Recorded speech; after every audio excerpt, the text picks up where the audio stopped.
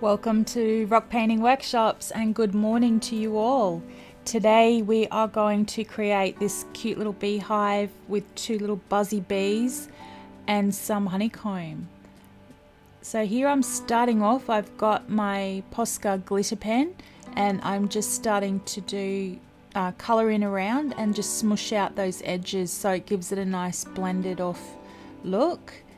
And the thing with glitter pens is a lot of people hear the word glitter and they're really expecting to see big chunky bits of glitter.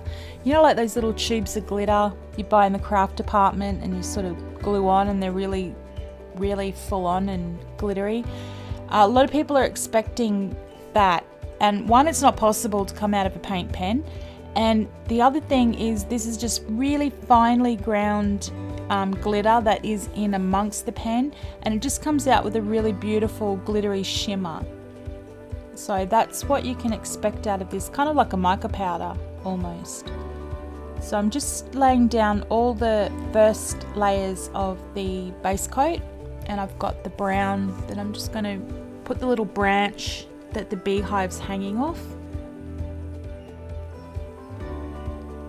And we just want a nice thin even layer of colour. So we'll just colour all the thin,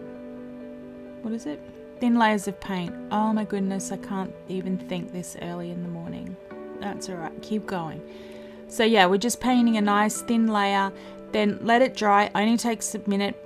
Basically by the time you finish colouring it, it's sort of dry, ready to go. The first bits that you started on. And just have a look at it and decide if it needs the second coat, which most times it will do. And don't just keep painting and painting and painting, because it definitely doesn't need 3 or 4 coats of paint. This is the new yellow, the ochre or ochre, with one of the new Posca colours. So here I'll just have a look around and do this. So I grabbed all my yellow colours. So we've got the pastel sunshine, which might not work actually. The sunshine colour, the regular yellow, we've got the ochre now. Yeah, I think I'll go with the regular yellow on the bees, because that pastel one just wasn't quite working with the yellow glitter background. But so easy how you can just go on top. You don't have to worry about like, oh no, I've used the wrong colour. Just let it dry, touch, and then pop the colour that you do like on top. So here I'm just quickly going over with the second layer on the honeycomb. And I'm also going to use this one as my shading colour on the beehive. Okay, so I've wet my brush, dipped it in my water, touched it on the microfiber to get rid of excess water, and just dipping it on top of my paintbrush so I get that really blendy look to it. And yeah, I did like lots of beehives and bees last year because we were getting some beehives, and as it turned out we've got an orchard in behind us and it was all looking so great. The bees were going to be great because it was a citrus orchard. And we got new owners that came in and just did big poisoning on the property. And so the people that we were working with on the beehives weren't interested anymore to work with us, because obviously we were trying to go for organic honey. So we're back to the drawing board on that one. But we'll see, we might be able to get a small hive of our own. Because we got property, there was some beehive owners that wanted to come in and use part of our property because we've got water, access to the dam, and oh, there we go, just pop some white on the wings. Yeah, we had lots of good space that we could have had honeybees, so that didn't quite work out the way we wanted it to. And just on the yellow, as I was chatting away, I've used a brown as my shading colour, and now I'm just popping in the outlines and going around everything.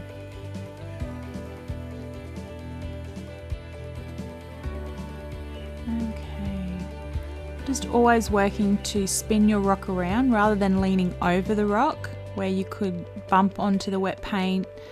It's not always easy, so you just want to spin the rock around to be working on the area that's actually in front of your hand. We'll go around this cute little buzzy bee. Okay, you see I'm moving the rock to get to the next Buzzy Bee rather than working over it. So everything is going to be what's closest to my drawing hand. And I'm using Bert to lean on. So I've got the side of my hand resting on top of Bert. And that just brings my hand up higher so that I can work on top of the rock that I'm working on. I can be above it with my pen. Makes it so much easier to work with. This one doesn't take too long. Oh, look at that. I can't even follow the lines, but that's okay. We'll just thicken up that. Just gives that little line of buzziness about where he's been flying. And go over the honeycomb. And give that a bit of an outline. I like to use the black fine pen for my outlines and creating a little bit more shadow areas.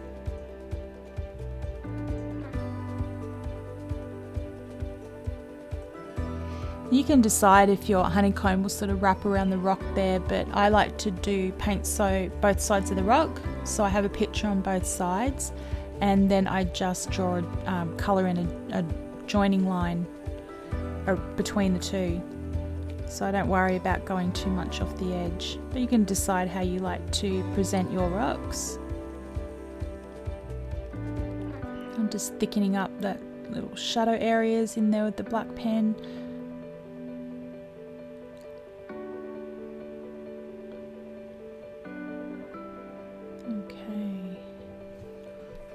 Go around the honeycomb. Honeycomb's one of those ones a lot of people don't like drawing. Gets a bit confusing.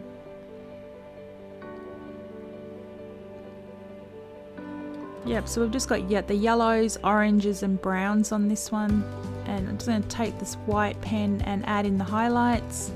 And then this one will be finished. So it was a nice fast one today.